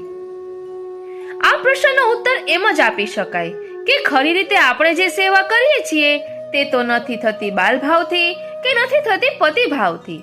સંગીતના જાણકાર સારી રીતે સમજી શકશે કે જ્યારે એક સ્વર સાધવામાં આવે છે ત્યારે કંઠમાં સાધવામાં આવે છે અથવા પીપોડી રાખીને કે હાર્મોનિયમ ની એક પેટી દબાવીને એ સ્વર સાધવામાં આવે છે અને પછી તાનપુરો એમાંથી મેળવવામાં આવે છે. મૂળ સ્વર તાનપુરામાં નથી હોતો. શક્ય છે કે તાનપુરો મેળવેલો હોય તો એને છેડીને એનાથી સ્વર કાઢે એ બીજી વસ્તુ છે, પરંતુ જ્યાંથી સ્વર સાધવામાં આવે છે અને જેનો સ્વર સાધવામાં આવે છે એ વસ્તુમાં અંતર છે. એટલે બે વસ્તુ જુદી હોય છે. એક ઠેકાણે એવો સ્વર હોય છે કે જે સ્વર સ્થિર હોય અને તેની સાથે બીજો સ્વર મેળવવામાં આવે છે. આજકાલ હાર્મોનિયમ એ રીતે વપરાશમાં આવી ગયું છે. તાનપુરો મેળવવો હોય તો હાર્મોનિયમની કાળી અને સફેદ પટ્ટી દબાવવામાં આવે છે અને તબલું મેળવવું હોય તો પણ તેમ કરવામાં આવે છે, કારણ કે કંઠ ઉપર હવે લોકોને ભરોસો રહ્યો નથી. પ્રાચીન કાળમાં એવી પદ્ધતિ હતી કે પોતાના કંઠમાં રહેલા કંઠમાં પહેલા સા લગાડી જોઈ લેતા અને પછી જ તાનપુરો એ પ્રમાણે મેળવતા અને તે પછી જ તાનપુરો તેમને સહાયક બનતો. આ બાબતમાં ઊંડી વિગતમાં ઉતરીશું નહીં. આમ સંગીતમાં જેવી રીતે સ્વર કેળવવાનો હોય છે તેવી જ રીતે સેવામાં આપણે આપણી જાતને કેળવી લેવાની હોય છે. આ સેવાનો શરૂઆત તો એક પ્રયોગ છે અને આ પ્રયોગમાં શરૂઆતમાં આપણને કંઈ પણ ભાવ નથી હોતો. આપણે તો ભક્તિનો નિરુપાધિક ભાવ હોય છે. બાલ ભાવ, પતિ ભાવ કે સખ્ય ભાવ, જે બધા ભાવો છે તે બધા ભાવો વ્રજ ભક્તોના શ્રી ઠાકોરજી પૂરતા છે. એટલે જ્યાં સુધી આ આપણી પ્રાયોગિક સેવા થઈ રહી હોય ત્યાં સુધી આપણો ભાવ કેવળ ભક્તિનો જ છે. અને આ જુદા જુદા ભાવોમાં આપણે આપણા કંઠની હદ જોવાની છે કે આમાં કયો સ્વર આપણે ગાઈ શકીએ છીએ. જેમ ગાનારને પહેલા હાર્મોનિયમની કોઈ પેટી દબાવીને કહે, ભાઈ સ્વરને લગાવી જુઓ, આ સાને સાધી જુઓ, પહેલી કાળી અથવા બીજી કાળીમાં તમે ગાઈ જુઓ. જો ન ગાઈ શકે તો બીજી પેટીને દબાવવામાં આવે ને કહે કે હવે તમે આગળ ગાઈ જુઓ. આમ જુદા જુદા સુર દબાવે. આમ સેવામાં પણ જુદા જુદા સુર દબાવીને આવો પ્રયોગ કરીએ છીએ કે આપણું મન કયા ભાવ ઉપર આરૂઢ થશે. શ્રીમદ આચાર્ય ચરણ એવી આજ્ઞા કરે છે કે સેવા કરવા માટે જે સૂચવેલી રીત છે તે રીતે એટલે સાચી રીતે સેવા કરો તો જ તે સેવા માટેનો પ્રયોગ બરાબર થાય. પરંતુ તેમાં પણ આપણે ટૂંકો રસ્તો લઈએ અથવા તો તેમાંય કરકસર કરીએ તો સેવા કરવાનો આપણો પ્રયોગ નિષ્ફળ નીવડે. શ્રી મહાપ્રભુજી બતાવે છે કે તે રીતે ખરા દિલથી આપણે સેવા કરતા રહીએ તો આપણા મનની એક એવી દશા સિદ્ધ થશે કે બાલ ભાવાદી ભાવો પૈકી કોઈ એક ભાવ રૂઢ થઈ જશે. શ્રીમદ આચાર્ય ચરણ માને છે કે આ પ્રક્રિયા જીવ સાધ્ય નથી, છતાં આપણી એટલે જીવની અને શ્રી ઠાકોરજીની પકડથી જ એ ભાવ ઉત્પન્ન થવાનો છે. એટલે આ પ્રકારમાં કોઈ જાતનું વિધાન થઈ શકે નહીં કે આજ અમુક જ ભાવથી સેવા કરવી જોઈએ. સાચા અર્થમાં કહીએ તો તે ભાવની ઈચ્છા પણ ન જ થઈ શકે. કારણ કે આપણા મનમાં કયો ભાવ ગર્ભિત રહેલો છે, કયો બીજ ભાવ રહેલો છે કે જે અંકુરિત, પલ્લવિત, પુષ્પિત અને ફલિત થશે તેનું કશું જ્ઞાન આપણને હોતું નથી. આપણે એટલું જ કહી શકીએ કે એ સેવાના પ્રયોગો દરમિયાન આપણે બધા તાલમેળ મેળવવાની કોશિશ કરીએ છીએ. એટલે કે ભક્તિના ભાવમાં ભક્તિ જે આપણો ભાવ છે તેનું સૂર આપણે આપણા ગળામાં લગાવી રહ્યા છીએ.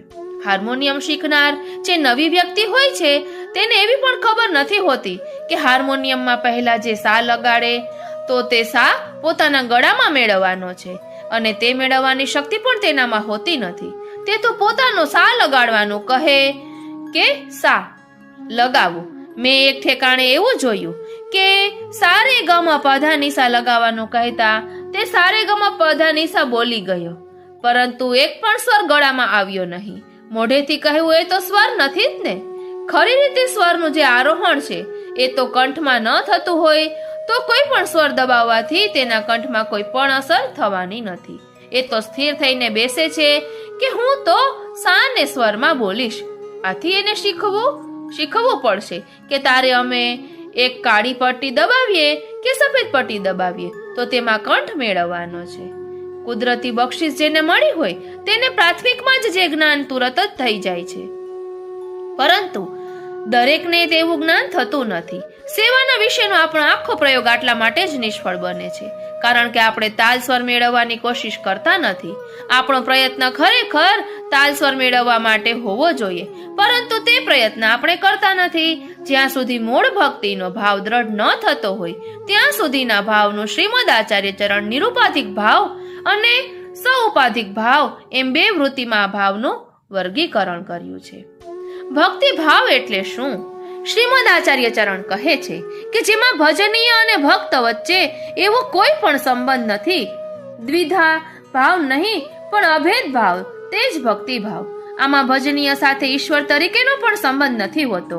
જો ઈશ્વર તરીકે પણ ભજશે તો તે પણ એક અલગપણાનો ભાવ છે. એટલે ભક્તિ ભાવમાં ઈશ્વરનો સંબંધ પણ ખલેલ પહોંચાડે છે. એટલે શ્રીમદ આચાર્ય ચરણ ભક્તિ ભાવને નિરુપાધિક ભાવ કહે છે. મેરી નામની એક ઈસાઈ સિસ્ટર મને મળી હતી. તે કહેતી હતી કે પ્રભુને પ્રિયતમના ભાવથી ભજવામાં તેમને લૌકિક વૃત્તિ નથી દેખાતી. મને તો લૌકિક મનોવૃત્તિ ચોખ્ખી દેખાય છે. એમ મેં સિસ્ટર મેરીને કહ્યું. મેં કહ્યું આ ભાવને છોડી દઈએ અને તમારા હોલી ફાધરની કલ્પના વિચાર કરી લઈએ. તો તે ભાવ પણ લૌકિક મનોવૃત્તિનો જ થયો ને. હોલી ફાધર પણ દુનિયામાં જ હોય છે ને. આ વાત છોડીએ, પણ યોગવાળાઓએ તો કહ્યું છે કે સહિત ગુરુણામ ગુરુ, તેને આદ્ય ગુરુ માનવા. તે પણ લૌકિક સંબંધ જ છે. ગુરુની કલ્પના કઈ બ્રહ્મ સાથે નથી હોતી. સાચા અર્થમાં જોશું તો શંકરાચાર્યજીની કલ્પના જ એક એવી છે કે જેમાં કઈ સંબંધ જ નથી. નિર્ગુણ, નિરાકાર, નિધર્મક, નિર્વિશેષ. તે સિસ્ટરે કહ્યું કે ના, એવી કલ્પના તો ન ચાલે. ત્યારે મેં કહ્યું તો પછી ભજનીય સાથે જેનામાં પિતા ભાવ દ્રઢ હોય તે પિતા માને, અને જેનામાં પતિ ભાવ દ્રઢ હોય તે પ્રિયતમ શા માટે ન માને? અને જો ઈશ્વર આમ ઉપર જણાવેલ સંબંધ રાખી શકતો હોય, ઈશ્વરત્વ છોડી જો એ પિતા થઈ શકતો હોય, તો પતિ શા માટે ન થઈ શકે? જો પિતા થવામાં કોઈ ખામી હશે તો તે પતિ થવામાં પણ આવશે, અને પતિ થવામાં હશે તો પિતા થવામાં આવશે. અને આ બધા સંબંધો તો લૌકિક જ છે ને. તમે કોઈ પણ સંબંધ લો તે શુદ્ધ સંબંધ તો નથી જ. તેથી શ્રીમદ આચાર્ય ચરણ જેમાં ઈશ્વરનો પણ સંબંધ નથી એવા ભક્તિના નિરુપાધિક ભાવની વાત કરે છે. મેં તે સિસ્ટરને એક વાત કહી કે તમે કહો છો તે ઈશ્વરની આ કલ્પના તમને કેવી આવી, કેમ આવી? તો ઇજિપ્તનો રાજા ફેરો તમને દરેક રીતે મારતો હતો. ઇજિપ્તના રાજા તરીકે તેને મન ફાવે તે રીતે તમને દંડ પણ કરતો હતો. એ દંડ તમે ન ભરો યા દંડ ભરવામાં આનાકાની કરો તો તમારા બાલ બચ્ચાને મારવા સુધી પણ પહોંચતો હતો. ઉપરાંત તમને શિક્ષા કરવા તમારા ઢોર, બકરી વગેરે પશુઓને મારી નાખતો હતો. આવું કૃત્ય રાજાનું જોઈને અને અનુભવીને તમને ઈશ્વરના એવા જ રૂપની કલ્પના આવી અને તમે સમજ્યા કે ઈશ્વર એક જ છે. અમારા હિન્દુસ્તાનમાં એક પણ રાજા એવો થયો નથી કે જે આટલો ક્રૂર શાસક રાજ કરતા હોય, જેથી અમને આવા એક ઈશ્વરની કલ્પના ક્યાંથી આવે? અમારે ત્યાં નાના નાના ઘણા બધા દેશો હતા. તેમાં કોઈ લોકશાહી પદ્ધતિના, કોઈ સમંતશાહી પદ્ધતિના, કોઈ રાજાશાહી ઢબના હતા. આ કારણથી અમને ઈશ્વરની દરેક જાતની કલ્પના આવી છે. ઈશ્વર આમ પણ છે અને તેમ પણ છે. આવી બધી જ કલ્પના અમને પોષાય, પણ તમને ના પોષાય, કારણ કે તમારી પેદાશ એવા પ્રકારની થઈ છે. તમે તો ઇજિપ્તના રાજાઓની ચુંગાલમાંથી, પકડમાંથી છૂટ્યા અને તમને રોમનોએ પકડ્યા. એ લોકોએ તમને માર્યા, એટલે સર્વત્ર તમે માર ખાતા ખાતા આવ્યા. આ કારણથી અને આવી રીતે ઈશ્વરથી તમને બીવાનો જ ઉપદેશ મળ્યો છે. કુરાન ઉગાડીને આપ જુઓ તો પણ એમ લાગે છે કે ભગવાનથી બીઓ. જે ડર છે તેને માટે આ કુરાન પ્રમાણરૂપ છે. જે ડરે તેને માટે તો તે પ્રમાણ જ રહે ને. નિડરની સામે પ્રમાણ હોય તો સાચું. રસેલ કહે છે કે એક બંદૂક મને હાથમાં આપો અને મારા સિવાય બીજા કોઈના હાથમાં બંદૂક હોવી ન જોઈએ. આ ઉપરાંત મનુષ્ય માત્રની રોટીની વ્યવસ્થા મારા હાથમાં આપો, તો પછી દુનિયાભરના માણસોને હું એમ માનતા કરી શકું કે દિવસ એ રાત અને રાત તે દિવસ. આ વ્યવસ્થા મારા હાથમાં હોવી જોઈએ. બે વ્યવસ્થામાં બધું જ આવી ગયું. ડરથી પ્રમાણ માને તેમાં શું? તમારો ઈશ્વર તમે તમારા ત્યાંની લૌકિક ભાવનાથી ઉત્પન્ન કર્યો છે, અને અમારો ઈશ્વર અમે અમારી લૌકિક ભાવનાથી ઉત્પન્ન કર્યો છે. મૂળ વાત તો એ છે કે ભક્તિ તો શુદ્ધ ભાવ છે, તેમાં બીજો કઈ પણ ભાવ નહીં. એટલે મહાત્મ્ય જ્ઞાન પણ આપણે લેતા નથી. ભક્તિના ભાવની પ્રાથમિક ભૂમિકામાં આપણે મહાત્મ્ય જ્ઞાન લીધું છે, અને તે એટલા માટે જ કે બીજા વિષયોને આપણે છોડી શકીએ. મહાત્મ્ય જ્ઞાન વિના બીજા વિષયો છૂટતા નથી. મારે મારા પુત્ર, પિતા, પતિ કે પત્નીનું ભજન નહીં કરતા બ્રહ્મનું ભજન શા માટે કરવું? આ બાબતનો જવાબ આપણે મહાત્મ્ય જ્ઞાન વગર મેળવી શકતા નથી. શરૂઆતમાં થોડુંક મહાત્મ્ય જ્ઞાન ભજનીયની પસંદગી માટે જરૂરી છે, અને તેવા મહાત્મ્ય જ્ઞાનનો ઉપયોગ ભજનીયની પસંદગી માટે થઈ શકે છે. ભજનીયની પસંદગી પછી પણ જો મહાત્મ્ય જ્ઞાન ચાલુ રહે તો એ મહાત્મ્ય જ્ઞાન ભજનમાં ખલેલ રૂપ બને છે, કારણ કે તે ભજન શુદ્ધ ભજન રહેતું નથી. તે વખતે જે સંબંધથી ભક્તિ થાય છે તે ભાવ હોય છે. તેમાં મહાત્મ્ય જ્ઞાન ચાલુ રહેવાથી હું નહીં ભજું તો પેલો ભગવાન દંડો મારશે તેવો ભાવ બન્યો રહે છે. તેથી ભાવ શુદ્ધ તો નથી જ રહેતો ને. તેથી શ્રી મહાપ્રભુજી કહે છે કે ભજનમાં કોઈ પણ ભાવ ન જોઈએ. મહાત્મ્ય જ્ઞાન આપણને બ્રહ્મ સુધી પહોંચાડી દે, પણ પછી તમે તેને મહાત્મ્ય જ્ઞાનને છોડીને કોઈ પણ જાતના ભાવ વિના ભજન કરો તો જ શુદ્ધ ભજન થાય. આપણે ત્યાં પતિ ભાવ, પુત્ર ભાવ, પત્ની ભાવ, સખા ભાવ વગેરે ભાવોથી સેવા થાય છે, પણ એ બધા ભાવો તો વ્રજ ભક્તોના, આપણા નહીં. આપણે તો ભાવોના રમ્ય પ્રદેશમાં વિચરણ કરીએ છીએ અને જોઈએ છીએ કે તે રમ્ય પ્રદેશમાં કે ઠેકાણે આપણે આપણું ઘર બાંધીશું, ક્યાં ભાવ પ્રદેશમાં આપણે રહીશું, ક્યાં ભાવ પ્રદેશની હવા આપણને અનુકૂળ આવશે કે જેથી ત્યાં આપણે રહી શકીએ ને આપણો ભાવ સ્થિર કરી શકીએ. તે પ્રદેશમાં વિચરણ કર્યા સિવાય તો આપણને ખબર તો ન જ પડે ને. તેથી જ બધો ક્રમ છે અને આ ક્રમમાં બાલભાવથી લઈ પતિભાવ સુધીના બધા ભાવોનો સેવામાં વિનિયોગ છે. આ ક્રમની એક સામાન્ય વાત જોઈએ. શીતકાલમાં મંગલામાં શ્રી ઠાકોરજીને બાલભાવથી જગાડીએ છીએ અને મંગલભોગ ધર્યા ત્યાં સુધી બાલભાવ રહે છે અને મંગલભોગ સરાવતી વખતે ની સાથે જ ખંડિતાના પદ ગવાય છે, એટલે નિગૂઢ શૃંગાર ભાવ આવી જાય છે. હવે જો માનસ શાસ્ત્ર ની દ્રષ્ટિએ વિચાર કરીએ તો મંગલા સમયે આપણું મન એટલા બધા બાલભાવમાં તલ્લીન થયું કે તે મન એકદમ બાલભાવને બદલે શૃંગાર ભાવનો પલટો સહન કરી શકે નહીં. આને પરિભાષામાં રસાભાસ કહેવામાં આવે છે. મન જ્યારે એક ભાવનો આકાર લઈ રહેલું હોય ત્યારે તે રસ્તે સંપૂર્ણ ઉલટા રસનું અથવા એ રસના કોઈ પણ સંચારી ભાવનું વર્ણન કરી દેવું, તેનું નામ રસાભાસ. દાખલા તરીકે સ્નેહનું વર્ણન આવતું હોય અને મૃત્યુનું વર્ણન આવે કે આપણા શાસ્ત્રકારો કહે કે રસાભાસ થઈ ગયો, શૃંગાર રસ મટીને કરુણ રસ થઈ ગયો. તેથી શાસ્ત્રકારોએ મર્યાદા સ્થાપી છે. શૃંગાર રસ રુદન મૂર્છા સુધી જાય અને ત્યાંથી પાછો ફરવો જોઈએ. મૂર્છા પછી જો મરણ થયું તો શૃંગાર રસને મર્યાદા વટાવી ગયા અને કરુણ રસમાં આપણો પ્રવેશ થઈ ગયો. કરુણ રસ એ એક સ્વતંત્ર રસ છે. તેમાં સંચારી ભાવો નોખા નોખા છે, જુદા જુદા છે. તમે તે રસનું વર્ણન કરવા બેઠા હો તો તમે મરણથી પણ પ્રારંભ કરી શકો કે મરણ થયું, પછી આમ થયું, પછી શોક થયો, પછી મૂર્છા થઈ. એ બધું ત્યાં ચાલી શકે, પરંતુ અહીં શૃંગારનું વર્ણન ન આવી શકે.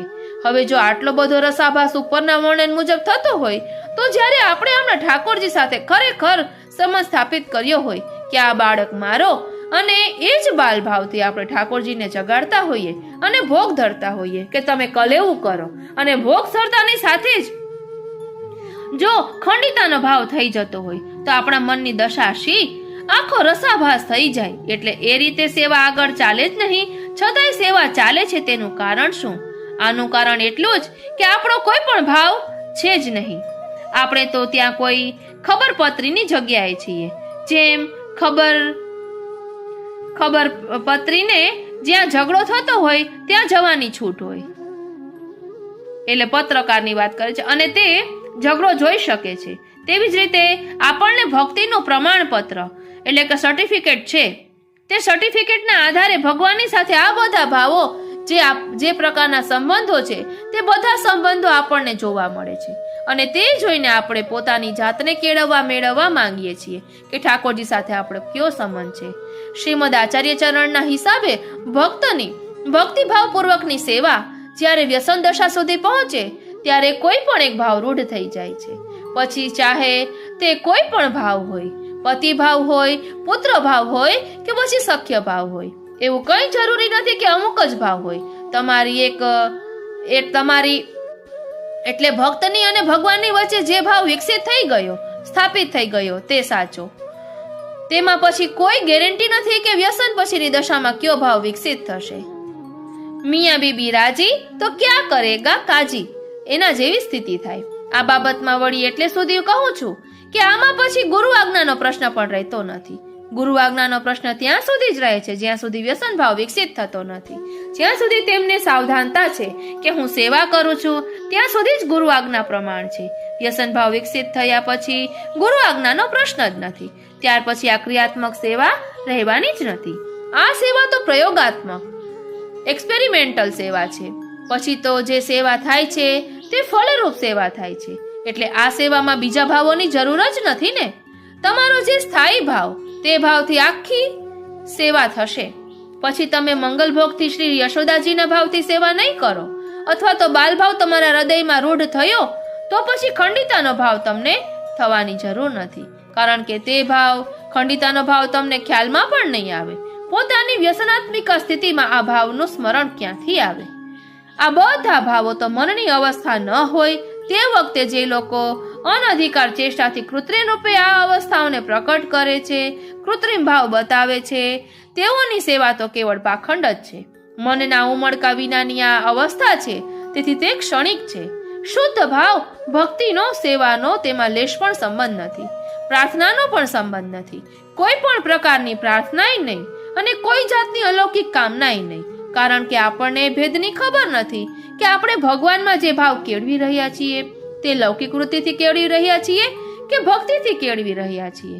હવે આપણે ભક્તિની વૃત્તિથી ભગવાનમાં પુત્ર ભાવ કે પતિ ભાવ કેળવ્યો હોય તો તે તો સંપૂર્ણપણે પ્રશંસનીય છે, પરંતુ આપણે પારખી શકતા નથી કે ભગવાનમાં આ ભાવ આપણે લૌકિક મનોવૃત્તિથી કેળવી રહ્યા છીએ કે ભક્તિ ભાવથી. હવે જો આપણે લૌકિક મનોવૃત્તિથી આ ભાવ કેળવ્યો હોય અને ભક્તિ ભાવ પ્રાપ્ત ન થયો હોય તો આપણું અધપતન થવાનું જ. આ બાબતમાં એક સામાન્ય વાત વિચારવા જેવી છે કે ભગવાનને આપણે પોતાનો પુત્ર માન્યો, આપણા પુત્રને આપણે થપ્પડ મારીશું તો ભગવાનને આપણે થોડા થપ્પડ મારીશું. પુત્રને આપ ગાળો ભાંડો છો તો ભગવાનને પણ ગાળો ભાંડશો. હવે જો ભગવાનને ભક્તિથી ગાળો અપાઈ હશે તો તે ભગવાનથી સહન થશે, પરંતુ ગાળો ભક્તિની નહીં પરંતુ લૌકિક દંભથી અપાઈ હશે તો ભગવાનનું અપમાન થશે. હમણાં લોકોમાં સેવા કરવાના ભાવમાં ગોટાળો ચાલે છે કે બાલ ભાવથી સેવા કરવી કે પતિ ભાવથી. આમાં કોઈ ભાવ જ નથી.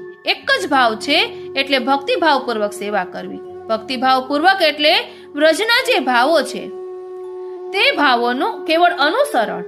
ભગવાન આપણો પુત્ર નહીં પણ યશોદાજીનો પુત્ર છે. તેથી કીર્તનમાં આવે છે કે કહા આછો વે જે હે જાત સુન યશોમતી તુમ બળરન આગે જો છીન એ કવિતા. પેલી પડોશની ગોપી આવીને યશોદાજીને કહે છે કે તમારા ઘરમાં આવી બેસું એમાં મારા ઘરની શી મર્યાદા તૂટી ગઈ?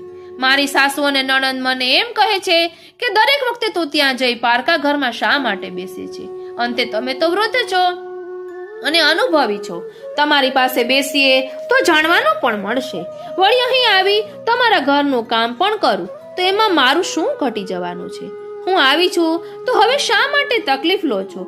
કૃષ્ણને હું નવડાવી દઈશ. બોલાવી લેજો મને. તમે જરા પણ સંકોચ નહીં કરતા, પારકું નહીં માનતા. શ્રી વિઠ્ઠલ ગિરિધરન લાલકો મોહિપે ઉબટાવો. ઉબટનો એટલે બેસન ઘોળીને બનાવવામાં આવે છે, પછી શ્રી અંગને તેલ માલિશ કરીને ઉબટન કરવામાં આવે છે. મોહિપે ઉબટાવો આમ કહેવામાં ખરેખર પોતાની ગરજ છે, તેથી તે કહેવા માટે આટલા બધા બહાના લપેટીને આગળ મૂકે છે, કારણ કે તે તેનો પુત્ર તો નથી ને. પુત્ર તો શ્રી ઠાકોરજીનો છે, પુત્ર તો શ્રી યશોદાજીનો છે. આમ કહેનાર ગોપી તો કેવળ યશોદાજી પડોશી છે અને આ બાળકને સ્નાન કરાવવામાં, આરોગાવવામાં, વસ્ત્ર પહેરાવવામાં વગેરે કાર્યોમાં ઘણો જ આનંદ આવે છે. તેથી તે પડોશી ધર્મનું બહાનું લઈને આવે છે. આ ગોપીના પ્રસંગ ઉપરથી આપણે પણ બરાબર એ જ ભાવ લેવાનો છે કે પુત્ર આપણો નથી, પુત્ર તો શ્રી યશોદાજીનો છે.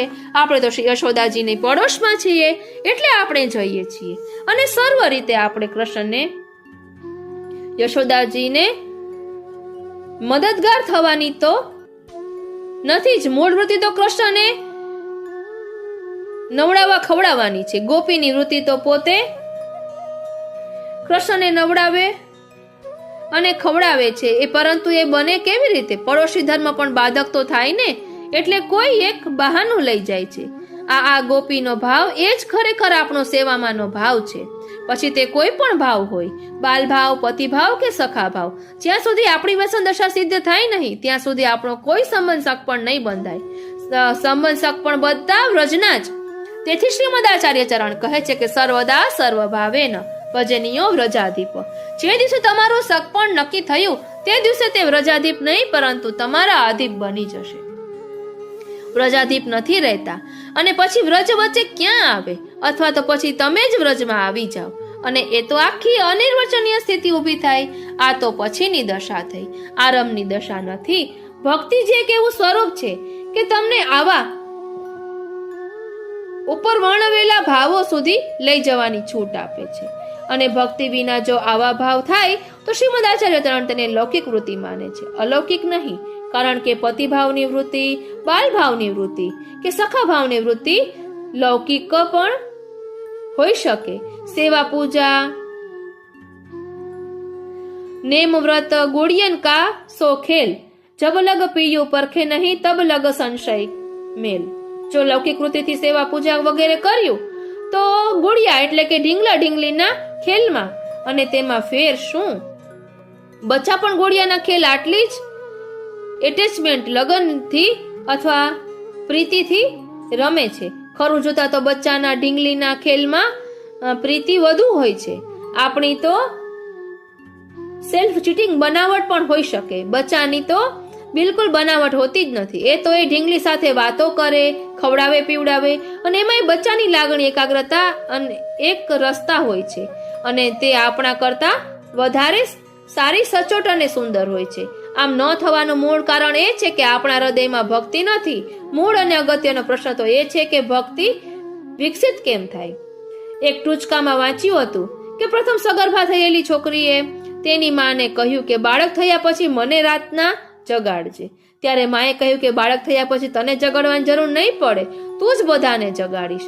એ જ પ્રમાણે જે વખતે કોઈ ભાવ રૂઢ થઈ જશે તે વખતે પૂછવાની જરૂર જ નહીં પડે કે કયો ભાવ લેવો. તે વખતે એ ભાવ પોતાની મેળે આવી જશે.